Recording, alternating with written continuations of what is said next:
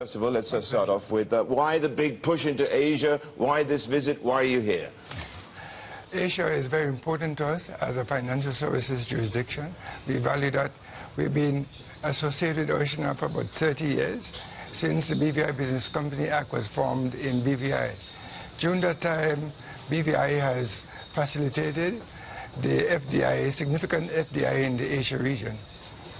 Why the push into Asia at the moment, this big push? Because I think you opened your hub here, as I just mentioned, a year ago. We're here to support the office that we opened. We're here to support the industry. We have to be able to give real-time answers in case people in the industry or partners or clients need those answers. And we're here because there is obviously an increase in wealth generation in the Asia region, and we believe that as a company, as a jurisdiction, which has been here for over 30 years serving the Asia region, that we are well positioned to be able to provide more services. So if I was a mainland Chinese person and I came to Hong Kong and I went to your office here, could I open up an offshore company? The clients or practitioners here will be the ones who will... But you can do it. Yeah. You can open up one here. So what sort of percent... You can't, sorry. No. The office here is to promote the industry. Okay. We will answer questions, but the normal process of opening the company will continue, but it will be facilitated by the office here. Okay, facilitated but not actually opened by... Right, okay. So that means what sort of percentage of companies which are at the moment being put into existence in the BVI, how many are the Chinese?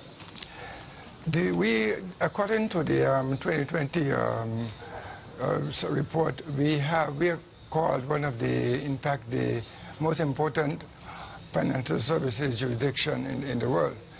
And according to other reports, we are actually second to Hong Kong in terms of FDI to China and Asia, which is important. And we want to be able to maintain that, given the fact that there's going to be, we see the trend towards increasing wealth in growth in Asia region. We think it's important for us to be here, to be able to take advantage of that, be able to advise clients, and be able to demonstrate a diverse range of activities which we offer. Yeah, I mean, ever since the GFC, the events of 2008 and beyond, there's been a lot of focus on offshore centres such as yourself. What future does something like the BVI have longer term? We see the future as bright because we see that there's a need for people to be able to manage their wealth. We see there's a need for joint ventures. We see there's a need for funds management, and these needs will continue. We see the BVI already positioned as ready and able and well positioned to be able to meet the needs of the increasing wealth generation here. But you do have a problem, don't you? I mean, in the sense that there is the IRS looking at you, we've got also the Inland Revenue in the UK, etc., just looking at your practices, and that's what I'm trying to get at here, because has it become more and more difficult for you, let's say, to have American companies, given the Foreign Accounts Tax Compliance Act, for instance, FATCA, in place? So, you know, how do you do that, and are you seeing some of that business go? No, let's speak about FATCA. In FATCA has worldwide application. Yes. And therefore, nobody should leave BVI to go to another jurisdiction because the same thing will apply. And as we move on with all the new initiatives that are coming along, they all will have worldwide applications. And therefore, as we all move along together, there should be no disadvantage to the BVI, you know, as we adopt some of these new regulations. All right, so in that case, it's a competition. So who's your biggest competitor out there at the moment?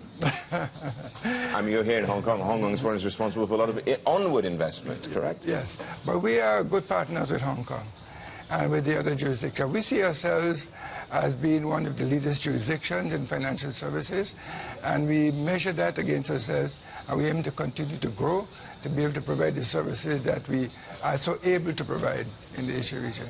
Okay, well, Prime Minister, that brings me on to another question here, which is, you know, how much money is there? I mean, I think we've got, in 2010, the IMF estimated that BVI companies hold $615 billion in assets. Now, many think it's much higher than that. Can you tell us? Because, I mean, we don't know. Nobody knows how much money there is. You must do as Prime Minister. No, well, that is not correct.